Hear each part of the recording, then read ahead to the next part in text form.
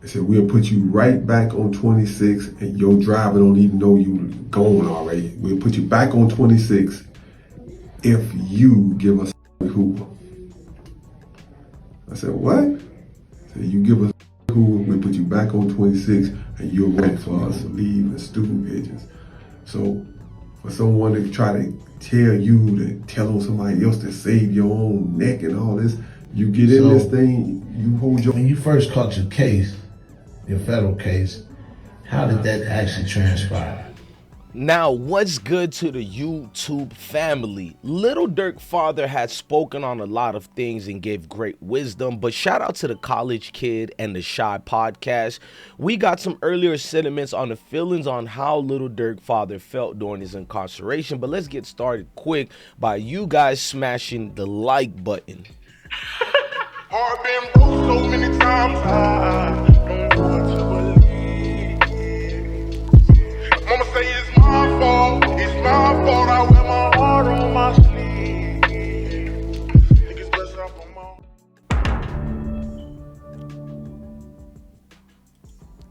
Now, what's up everyone? Welcome back to the channel. Today we're diving into some recent news surrounding Little Durk's father, Dontay Banks Sr., who just opened up about a topic that's been trending in hip-hop world, Informants. You know, the OTF shakedown that's going down. Well, he has his own thoughts about guys who told on him and his son. But let's go deeper. During his time locked up, Dontay Banks had some eye-opening experience dealing with informants, and for the first time, he's sharing some of these insights. Let's break it down by letting him speak about it. This is Durk. Now, that part of the interview was with College Kid. Let's go to the Shy podcast where you guys can find great content from them and listen to more things that he goes and indulge into things. So, when you first caught your case, your federal case, how did that actually transpire? Well, actually, I was on my way to 26 in California to go to a court proceeding. So soon as I was walking up the stairs to go through the doors, the feds was coming out the door and they grabbed me right then and there, took me to another side door, right out the back behind the building, into a car and shot me down there on Van Bruin to the federal court building. They put me in this interrogation room and it was a couple of agents in there. It was the U.S. attorney in there. And they said, listen, because I have a driver who brought me there and dropped me off at the front of the place. And he wouldn't park the car.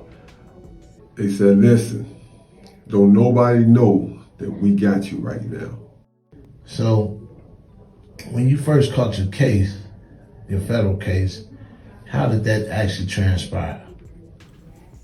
Well, actually, I was on my way to 26. Now, if you don't already know, Dontay Banks Sr. is the father of Little Durk, and his story is a significant part of Durk's background. Banks spent over 20 years in prison on serious charges, but he's now out and reconnecting with his family. His experience with the prison systems have shaped not only his life, but also some of the themes in Little Durk's music. And just recently, he spoke about the role of informants and what that meant on his time lockup during the third part of this interview. No one.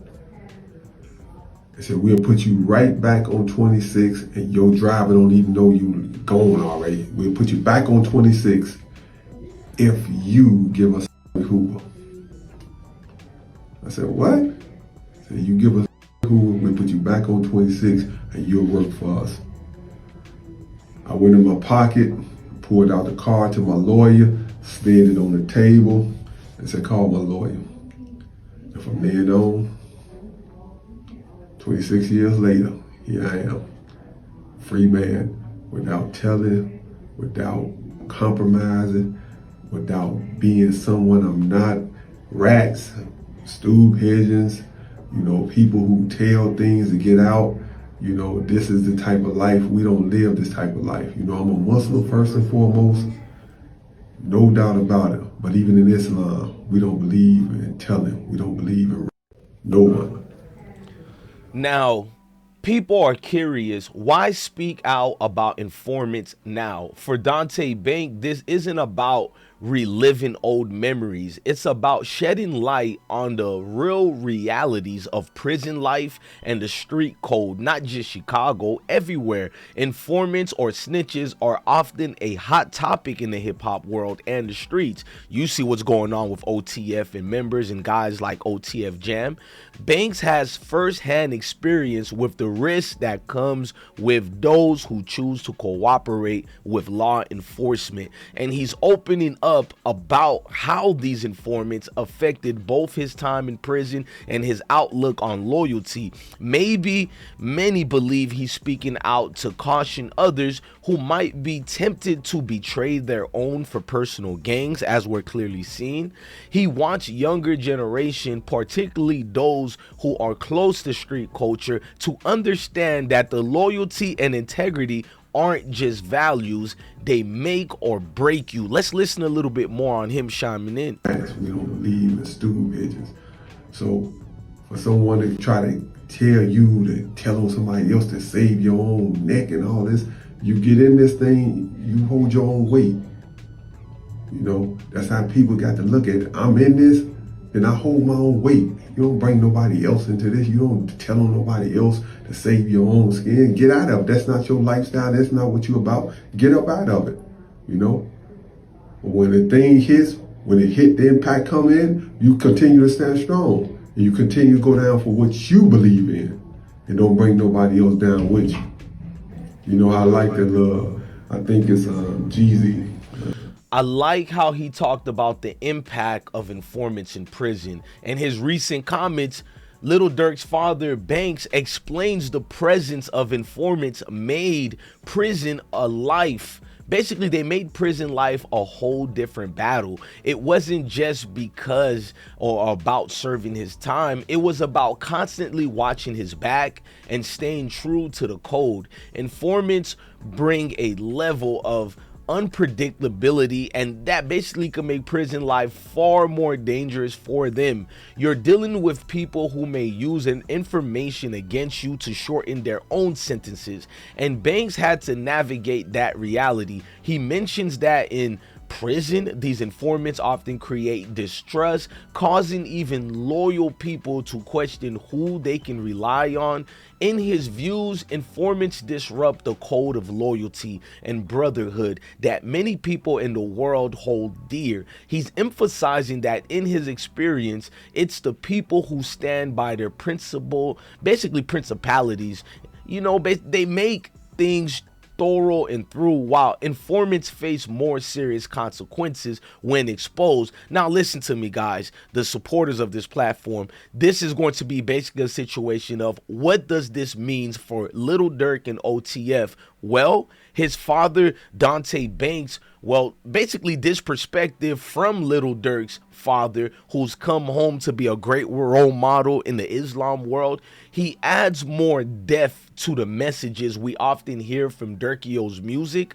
Durk has been vocal about loyalty, trust, and the codes of the streets. This is why OTF really means only the family. Other people can't just be involved, because values that clearly resonate with his father's experiences.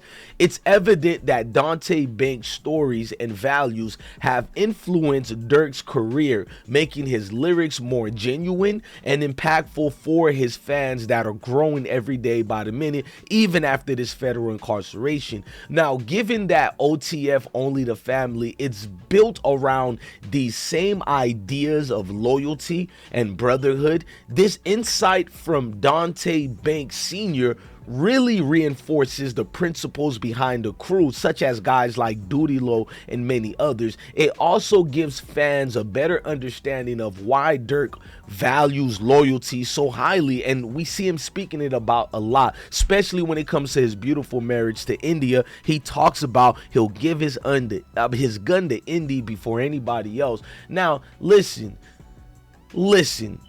especially in the world where he can trust and can be a matter of survival. That's what trust can bring. Now, lessons and final thoughts we have here.